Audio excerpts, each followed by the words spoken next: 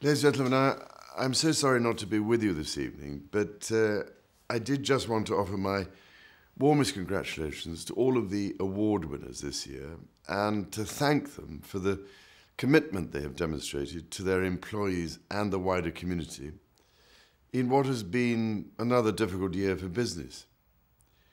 I know that the judges of this year's awards have been particularly impressed by the continued commitment of so many businesses to this agenda, despite the obvious temptation to pull back and retrench while we wait for the economic uncertainty that surrounds every company, to subside. Of course, I suppose we shouldn't really be surprised by this.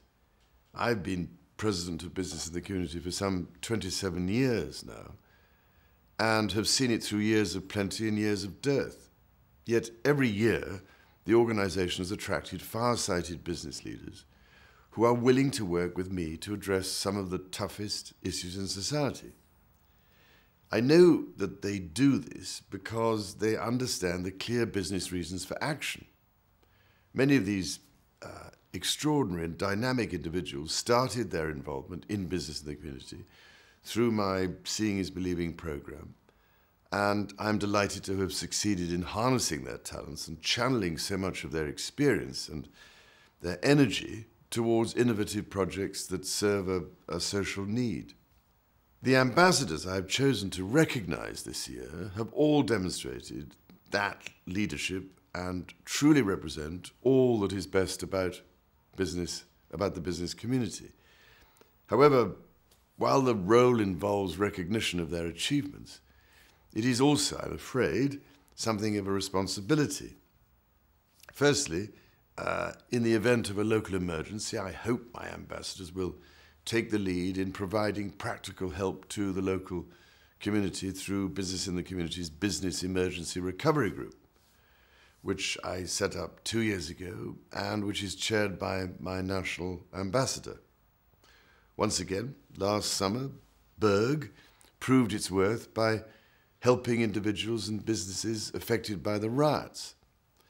We all pray it won't be needed, but knowing that there is a senior business leader in every region prepared to step up to the plate in the event of an emergency is most reassuring. Secondly, I hope my ambassadors will be an invaluable ally to the business connectors working in their region. I am more and more convinced that business connecting could transform the way in which we develop corporate community partnerships in the United Kingdom. But these connectors will still need support, and knowing that they can call on the convening power of my most senior regional business ambassadors will only strengthen them in all they do. Ladies and gentlemen, I'm delighted to announce that my new ambassador for London is Nick Diamond, Head of Key Account Management at HSBC. Following his involvement in one of my Seeing is Believing visits in 2010, Nick has played a pivotal role in establishing business in the community's ARC social enterprise initiative. In just 1 year, I'm pleased to say there have already been some impressive results. ARC is focused on supporting growing social enterprises in the Olympic boroughs and will hopefully leave a vibrant, responsible economic legacy to the Games by creating 1,000 jobs by 2015. Nick's corporate skills, connections, and his passion and advocacy of the programme have been invaluable. His tenacity and drive have been a great support to the London team, and we even managed to obtain the benefit of his talents through a short-term secondment at Business in the Community in the early days of the project, a level of commitment above and beyond most of our supporters.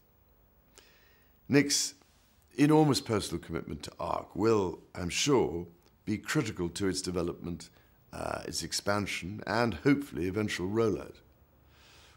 I am enormously grateful to him for all that he does with business in the community in the London region, and I very much look forward to working with him as my ambassador there over the next 2 years.